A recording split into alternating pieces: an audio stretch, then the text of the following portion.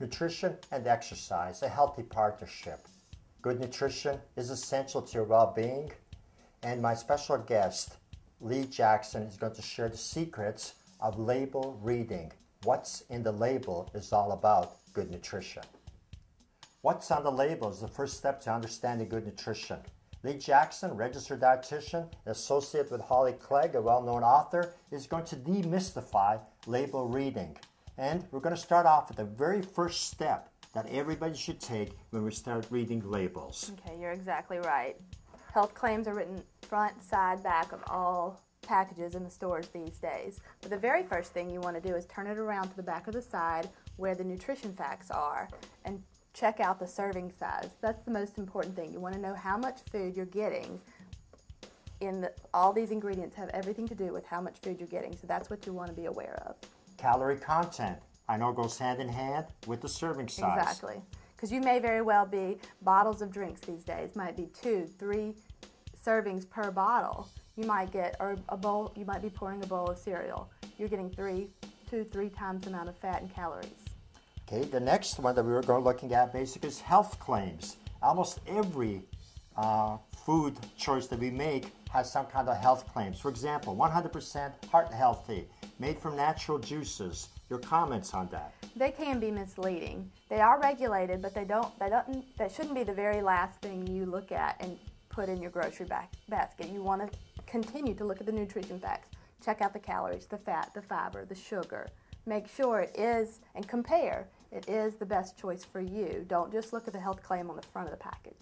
Now, when they say, Lee, about, for example, the juices, when they say it's made from natural juice, but it's actually an orange drink, how can you tell the difference? How do you walk through this maze of the grocery shelves? Great point. This one right here actually says 100% orange juice, but you can see 5% fruit drink, 15% fruit drink. Those are very little actual fruit is used in that product. Water might be the first, sugar might be the second ingredient, but you want to look for 100% fruit juice.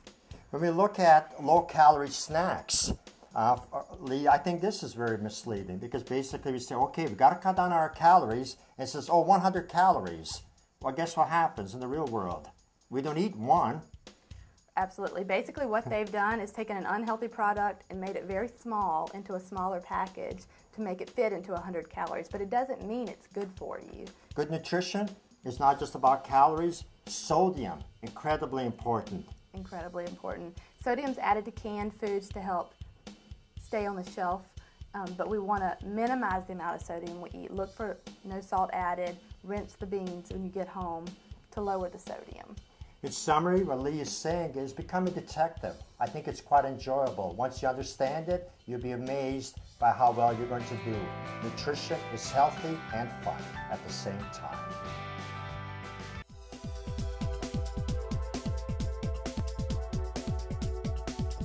The goal of all functional exercise is to improve real-life movement. And a perfect example is when you lift suitcases and other heavy objects. Emma's going to show you how to do kettlebell dumbbells, and then Fabian, who's a physical therapist, is going to show how that relates to real-life activity.